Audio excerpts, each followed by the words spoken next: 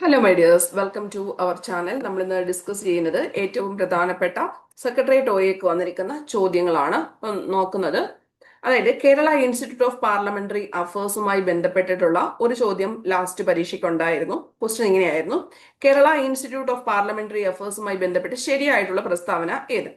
Parliamentary വകുപ്പ് മന്ത്രിയാണ് ഈ സ്ഥാപനത്തിന്റെ പ്രസിഡന്റ്. പാർലമെന്ററി അഫയേഴ്സിന്റെ ഇപ്പോഴത്തെ ചെയർമാൻ ഡോക്ടർ ബിബീഷ. പ്രതിപക്ഷ നേതാവ് ഇതിലെ ഒരു അംഗമാണ്. ഇതാണ് ചോദിച്ചിരിക്കുന്നത്. ശരിയായിട്ടുള്ള പ്രസ്താവന ഏതെന്നായിരുന്നു ചോദ്യം വരുന്നത്. അപ്പൊ നമുക്ക് ഇതിന്റെ ഡീറ്റെയിൽ ആയിട്ടുള്ള ടോപ്പിക്കിലേക്ക് പോകാം. Kerala institute of parliamentary affairs. ഇപ്പൊ ചോദ്യം കേൾക്കുമ്പോൾ നമ്മൾ വിചാരിക്കും ഇതൊരു സെൻട്രൽ ഡിപ്പാർട്ട്മെന്റ് ഒക്കെ ആണോ എന്നൊക്കെ വിചാരിക്കും. അങ്ങനെയല്ല. Thiruvithamkoor Cochin literary scientific charitable societies registration act 1955 പ്രകാരം കേരള സർക്കാർ 2003 സ്ഥാപിച്ച സ്ഥാപനമാണ് institute of parliamentary affairs. INPA എന്ന് പറയുന്നത്. INPA എന്ന് പറയുന്നത് ഇൻസ്റ്റിറ്റ്യൂട്ട് ഓഫ് പാർലമെന്ററി അഫയേഴ്സ് സ്ഥാപിച്ച വർഷം 2003. ഏത് ആക്ട് പ്രകാരം? 55 ആക്ട് പ്രകാരം. കൊച്ചിൻ ലിറ്റററി സയന്റിഫിക് ചാരിറ്റബിൾ സൊസൈറ്റിയുടെ രജിസ്ട്രേഷൻ ആക്ട് 55 പ്രകാരമാണ് 2003 ഈ ഒരു സ്ഥാപനം സ്റ്റാർട്ട് ചെയ്തത്. ഉദ്ഘാടനം ചെയ്തത് 2004 ജൂലൈ മാസം 22-നാണ്. ഉദ്ഘാടനം ചെയ്തത് 2004 ജൂലൈ മാസം 22-നാണ് ഒഫീഷ്യലി ഇനാഗുറേറ്റ് ചെയ്തത്. രാജ്യത്ത് പാർലമെന്ററി ജനാധിപത്യം ശക്തിപ്പെടുത്തുന്നതും ജനങ്ങൾക്കിടയിൽ ജനാധിപത്യത്തിൽ അധിഷ്ഠിതമായ പൗരത്വബോധം പരിപോഷിപ്പിക്കുക എന്നതുമാണ് ഇതിന്റെ ആശയം അല്ലെങ്കിൽ ലക്ഷ്യം. എന്താണെന്ന് ചോദിച്ചു കഴിഞ്ഞാൽ ഇന്ത്യയിൽ പാർലമെന്ററി ജനാധിപത്യം ശക്തിപ്പെടുത്തുന്നതും ജനങ്ങൾക്കിടയിൽ ജനാധിപത്യത്തിൽ അധിഷ്ഠിതമായ പൗരത്വബോധം പരിപോഷിപ്പിക്കുക എന്നതും ആണ് ഇൻസ്റ്റിറ്റ്യൂട്ട് ഓഫ് പാർലമെന്ററി അഫയേഴ്സിന്റെ അടിസ്ഥാന ആശയം. ചുരുക്കത്തിൽ ജനാധിപത്യത്തെ ഇന്ത്യയിലെ പ്രത്യേകിച്ച് കേരളത്തിലെ ജനങ്ങളുടെ സാമൂഹികവും രാഷ്ട്രീയവുമായ സംഘാടന തത്വമാകുക എന്നതാണ് ഇതിന്റെ ലക്ഷ്യം എന്ന് പറഞ്ഞിരിക്കുന്നത്. സോഷ്യലായിട്ടും രാഷ്ട്രീയപരമായിട്ടുള്ള ഒരു സംഘാടന തത്വമാക്കുക, അതിനെ ഒന്ന് ഓർഗനൈസ് ചെയ്യുന്ന ഒരു പ്രിൻസിപ്പിൾ ആക്കുക എന്നതാണ് ഇതിന്റെ ഒരു പ്രത്യേകിച്ചുള്ള ആശയം എന്ന് പറയുന്നത്. അപ്പൊ നമുക്ക് ഇതൊന്നുകൂടെ നോക്കാം. അതായത് പാർലമെന്ററി ജനാധിപത്യം ശക്തിപ്പെടുത്തുന്നതും ജനങ്ങൾക്കിടയിൽ ജനാധിപത്യത്തിൽ അധിഷ്ഠിതമായ പൗരത്വബോധം പരിപോഷിപ്പിക്കും. കൂടാതെ എന്തും കൂടെ ഉണ്ട്? ജനങ്ങളിലെ സാമൂഹികവും രാഷ്ട്രീയവുമായിട്ടുള്ള സംഘാടന തത്വമാകുക എന്നതാണ് ഇതിന്റെ ലക്ഷ്യം എന്ന് പറയുന്നത്. ഇതിനകത്ത് ഇതിന്റെ സ്ട്രക്ചർ എന്താണ് എന്ന് ചോദിച്ചു കഴിഞ്ഞാൽ ബോർഡ് ഓഫ് ഗവർണേഴ്സ് എന്നിട്ടാണ് ഇതിന് പറയുന്നത്. പാർലമെന്ററി ഇൻസ്റ്റിറ്റ്യൂട്ടിന്റെ പൊതുവായ മേൽനോട്ടവും ഭരണവും നയപരമായ കാര്യങ്ങളും ചെയ്യുന്നതിന്റെ പരമോന്നത സമിതിയാണ്. അപ്പൊ ഇതിന്റെ അപ്പർ സമിതിയാണ് ഏത്? Board of governor's. നമുക്കിപ്പോ പാർലമെന്റിൽ 2 വിഭാഗം ഉണ്ട് എന്ന് രാജ്യസഭയും ലോക്സഭയും ഉണ്ടെന്ന് പറഞ്ഞതുപോലെ ഇപ്പൊ പാർലമെന്ററി ഇൻസ്റ്റിറ്റ്യൂട്ടിന്റെ പൊതുവായ മേൽനോട്ടവും ഭരണവും നയപരമായിട്ടുള്ള കാര്യങ്ങളും ഒക്കെ ചെയ്യുന്നത് ആരാണെന്ന് ചോദിച്ചു കഴിഞ്ഞാൽ ആരുടെ പേരാണ്? ഈ ബോർഡ് ഓഫ് ഗവർണേഴ്സ് ആണെന്ന് പഠിച്ചു വെക്കണം. ബോർഡ് ഓഫ് ഗവർണേഴ്സ് ആണ്. ബോർഡ് ഓഫ് ഗവർണേഴ്സിന്റെ പ്രസിഡന്റ് കേരള സർക്കാരിലെ ബഹുമാനപ്പെട്ട പാർലമെന്ററി കാര്യവകുപ്പ് മന്ത്രിയും വൈസ് പ്രസിഡന്റ് കേരള സർക്കാരിലെ പാർലമെന്ററി കാര്യവകുപ്പിന്റെ പ്രിൻസിപ്പൽ സെക്രട്ടറിയും ആണ്. അപ്പൊ പ്രസിഡന്റ് ആരാണ്, വൈസ് പ്രസിഡന്റ് ആരാണെന്ന് പഠിച്ചു വെച്ചിരിക്കണം. ഇപ്പം ഇദ്ദേഹം നമ്മളുടെ ആരാണ്? MP രാജേഷ് എന്ന് പറഞ്ഞിരിക്കുന്നത് ആണ് പാർലമെന്ററി വകുപ്പ് മന്ത്രി എന്ന് പറഞ്ഞിരിക്കുന്നത്.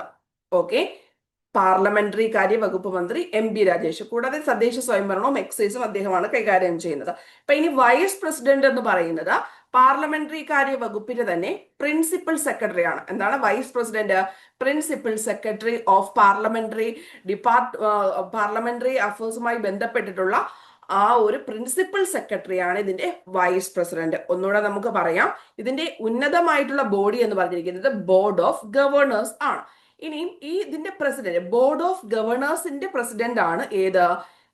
തദ്ദേശ അല്ലെങ്കിൽ ഈ പാർലമെന്ററി കാര്യ വകുപ്പ് മന്ത്രി എന്ന് ഓർത്താൽ മതി, MP രാജേഷ്. ഇനി ഈ പാർലമെന്ററി കാര്യ വകുപ്പിൽ തന്നെ പ്രിൻസിപ്പൽ സെക്രട്ടറി ആണ് ഈ ഒരു ബോർഡ് ഓഫ് ഗവർണേഴ്സിന്റെ വൈസ് പ്രസിഡന്റ് എന്ന് പറയുന്നത്. അപ്പൊ അത് ക്ലിയർ ആയെന്ന് വിചാരിക്കുന്നു. അത് രണ്ടും കൃത്യമായിട്ട് പഠിക്കണം.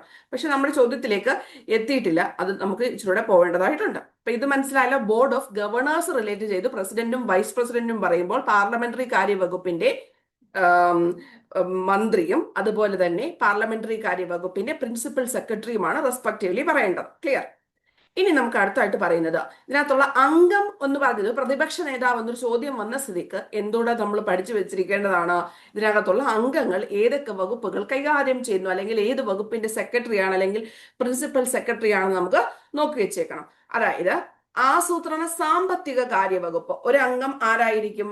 ആസൂത്രണ സാമ്പത്തിക കാര്യവകുപ്പിന്റെ സെക്രട്ടറിയാണ് ഒരു അംഗം എന്ന് പറയുന്നത്. ആസൂത്രണ സാമ്പത്തിക വകുപ്പ്. ഇനി ധനകാര്യത്തിന്റെ അഡീഷണൽ ചീഫ് സെക്രട്ടറിയും ഒരു അംഗം ആണ്. ഇനി തദ്ദേശ സ്വയംഭരണ വകുപ്പിന്റെ സെക്രട്ടറി, ഇപ്പൊ ഈ സെക്രട്ടറിയുടെ നിങ്ങൾ കറക്റ്റ് ചെയ്ത് പഠിക്കുക. അതായത് സെക്രട്ടറി ഏതൊക്കെ വരുന്നുണ്ട്? ആസൂത്രണ സാമ്പത്തിക കാര്യ വകുപ്പിന്റേതും തദ്ദേശ സ്വയംഭരണ വകുപ്പിന്റെയും സെക്രട്ടറിമാർ ഇതിനകത്തെ ഓരോ അംഗങ്ങളാണ്. ആസൂത്രണ സാമ്പത്തിക കാര്യ വകുപ്പിന്റെ സെക്രട്ടറി, തദ്ദേശ സ്വയംഭരണ വകുപ്പിന്റെ സെക്രട്ടറി എന്നിവർ ഇതിനകത്തെ ഓരോ അംഗങ്ങളാണ്. ഇനി അഡീഷണൽ ചീഫ് സെക്രട്ടറി ആണ് ധനകാര്യ വകുപ്പിൻ്റെത്. എവിടെ വരുന്നത്? ധനകാര്യ വകുപ്പിന്റെ അഡീഷണൽ ചീഫ് സെക്രട്ടറിയും ഒരു അംഗമാണ്. പ്രിൻസിപ്പൽ സെക്രട്ടറി ഓഫ് വിവര പൊതുജന സമ്പർക്ക വകുപ്പ്, വിവര പൊതുജന സമ്പർക്ക വകുപ്പിന്റെ പ്രിൻസിപ്പൽ സെക്രട്ടറിയും ഈ പാർലമെന്ററി അഫയേഴ്സിനകത്തെ ഒരു അംഗമാണ്. ക്ലിയർ ആണോ? ഒന്നുകൂടെ പറയാം. ആസൂത്രണ സാമ്പത്തിക കാര്യ വകുപ്പ് എന്തൊക്കെയാണ്? ആസൂത്രണ സാമ്പത്തിക കാര്യ വകുപ്പിന്റെ സെക്രട്ടറിയും അതുപോലെ തന്നെ ഏതിൻ്റെതും ആണ്? തദ്ദേശ സ്വയംഭരണ വകുപ്പിന്റെതും തദ്ദേശ സ്വയംഭരണത്തിന്റെയും ആസൂത്രണ സാമ്പത്തിക കാര്യ വകുപ്പിന്റെയും സെക്രട്ടറി ഇതിനകത്തെ അംഗമാണ്.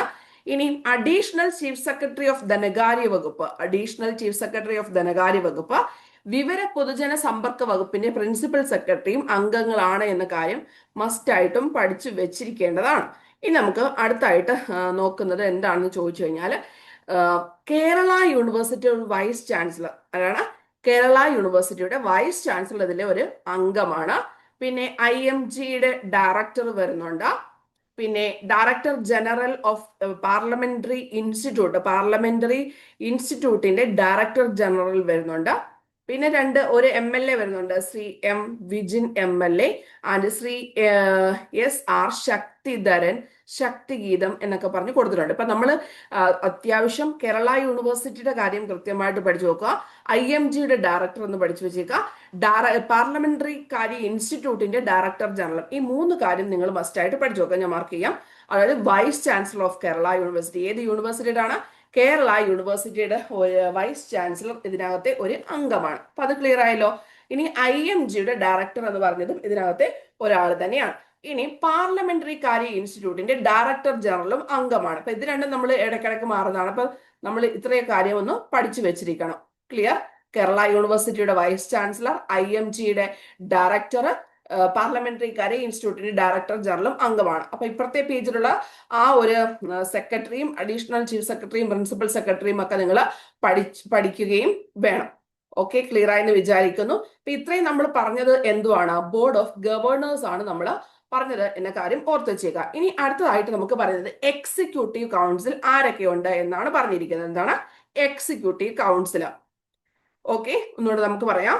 ബോർഡ് ഓഫ് ഗവർണേഴ്സിന്റെ മൊത്തത്തിലുള്ള മേൽനോട്ടത്തിനും നയപരമായ നിർദ്ദേശങ്ങൾക്കും വിധേയമായി ഇൻസ്റ്റിറ്റ്യൂട്ട് ഓഫ് പാർലമെന്ററി അഫയേഴ്സിന്റെ മാനേജ്മെന്റും ഭരണവും നിയന്ത്രണവും എക്സിക്യൂട്ടീവ് കൗൺസിലിന്റെ ഉത്തരവാദിത്തമാണ്. അപ്പം അതിനകത്തുള്ള ഡെയിലി വർക്കൊക്കെ ചെയ്യുന്നത് ആരാണ്? ഈ എക്സിക്യൂട്ടീവ് കൗൺസിലാണ്. നയപരമായ നിർദ്ദേശങ്ങൾക്കും വിധേയമായി മാനേജ്മെന്റിന്റെ ഭരണവും നിയന്ത്രണവും എക്സിക്യൂട്ടീവ് കൗൺസിലിന്റെ ഉത്തരവാദിത്തമാണ്. ഡയറക്ടർ ജനറൽ ആണ് എക്സിക്യൂട്ടീവ് കൗൺസിലിന്റെ ചെയർമാൻ. എന്താണ്? എക്സിക്യൂട്ടീവ് കൗൺസിലിന്റെ ചെയർമാൻ ആരെന്ന് ചോദിച്ചു കഴിഞ്ഞാൽ ആരാണ്? ഡയറക്ടർ ജനറൽ ആണ് ഇതിന്റെ ചെയർമാൻ എന്ന്. മുമ്പേ നമ്മൾ പ്രസിഡന്റും വൈസ് പ്രസിഡന്റും ആണ് പറഞ്ഞിരിക്കുന്നത്. അപ്പൊ ഇതിന്റെ ചെയർ ആരെന്ന് ചോദിച്ചു കഴിഞ്ഞാൽ ആര് പറയണം? ഈ ഡയറക്ടർ ജനറൽ ആണ്. അതാണ് ഡോക്ടർ ബിവീഷ് UC എന്ന് പറയുന്നത്. മുമ്പേ MLAയുടെ കാര്യം പറഞ്ഞില്ലേ? അങ്ങേരും ഇതിനകത്തെ ഒരു അംഗമാണെന്ന കാര്യം പഠിച്ചു വെച്ചിരിക്കേണ്ടതാണ്. ക്ലിയർ ആയെന്ന് വിചാരിക്കുന്നു. അപ്പൊ chairman doctor Biveesh UC, executive കൗൺസിലിന്റെ ഡയറക്ടർ ജനറൽ ആണ് ചെയർമാൻ എന്ന് പറയുന്നത്. ക്ലിയർ? ഇനി ഇൻസ്റ്റിറ്റ്യൂട്ടിലെ ഓഫീസർമാരെന്ന് ചോദിച്ചു കഴിഞ്ഞാലും ഈ ഡയറക്ടർ ജനറൽ വരുന്നുണ്ട്. ഈ രജിസ്ട്രാറിന്റെ പേരോട് നിങ്ങൾ ഓർത്ത് വെച്ചേക്കുക. നൌഷാദ് M ആണ് ഇപ്പോഴത്തെ ഇൻസ്റ്റിറ്റ്യൂട്ടിലെ രജിസ്ട്രാർ എന്ന കാര്യവും ഓർത്ത് വെച്ചേക്കുക. നൌഷാദ് M. ഡയറക്ടർ ജനറൽ നമ്മൾ മുമ്പേ പറഞ്ഞായിരുന്നല്ലോ. പിന്നെ ഈ ക്വസ്റ്റ്യൻ നോക്കിക്കേ. കേരള ഇൻസ്റ്റിറ്റ്യൂട്ട് ഓഫ് പാർലമെന്ററി അഫയേഴ്സുമായി ബന്ധപ്പെട്ട് ശരിയായിട്ടുള്ള പ്രസ്താവന. പ്രസിഡന്റ് എന്ന് പറഞ്ഞിരിക്കുന്നത് പാർലമെന്ററി വകുപ്പ് മന്ത്രിയാണെന്നാണ് പറഞ്ഞിരിക്കുന്നത്. ശരിയാണോ? ആണ്. പാർലമെന്ററി അഫയേഴ്സിന്റെ ഇപ്പോഴത്തെ ചെയർമാൻ ആരാണ്? ഡോക്ടർ ബിവീഷ് വിയു ആണ്. പ്രതിപക്ഷ നേതാവ് ഇതിലെ ഒരു അംഗമാണോ? അല്ല. അപ്പൊ ആരൊക്കെയാണ് അംഗങ്ങൾ എന്നിട്ടുള്ള കാര്യങ്ങൾ വളരെ വ്യക്തമായിട്ട് ഒന്നുകൂടെ എഴുതി വെച്ച് പഠിച്ചിട്ട് പോകണം. അപ്പൊ കേരള ഇൻസ്റ്റിറ്റ്യൂട്ട് ഓഫ് പാർലമെന്ററി അഫയേഴ്സുമായി ബന്ധപ്പെട്ട് ഇത്രയും കാര്യങ്ങൾ പഠിക്കണം. അപ്പൊ ഈ ചെയർമാൻ എന്ന് പറഞ്ഞിരിക്കുന്നത് ഡയറക്ടർ ജനറൽ ആണ്. അത് എക്സിക്യൂട്ടീവ് കൗൺസിലാണ് വരുന്നത്. വൈസ് പ്രസിഡന്റ് എന്ന് പറഞ്ഞിരിക്കുന്നത് അതിനകത്തെ ചീഫ് സെക്രട്ടറി ആണെന്ന കാര്യവും ഓർത്ത് വെച്ചിരിക്കണം. ഓക്കെ.